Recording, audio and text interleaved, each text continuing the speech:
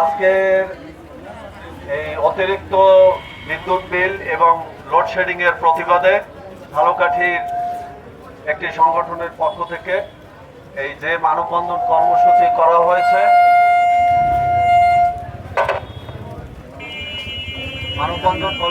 করা হয়েছে, এই কর্মসূচিকে আমি অভিনন্দন জানাই এবং ঝালকাঠিবাসীর মানুষ অত্যন্ত শান্তিপ্রিয়, যে কারণে এতদিন কোনো আন্দোলন বা প্রতিবাদ হয়নি। তো আজকের যেহেতু হয়েছে, আমি সবাইকে অনুরোধ করব আমাদের সবার কথাগুলো সম্মিলিতভাবে জেলা প্রশাসক বরাবরে একটি অভিযোগ আকারে বা স্মারকলিপি আকারে দিয়ে এই ঘটনার তদন্ত এবং সমস্যার সুষ্ঠু সমাধানের দাবি জানানো যেতে পারে। প্রথমত, যে লোডশেডিং দেওয়া হয়, আমি এই লোডশেডিং এর ব্যাপারে বলতেছি।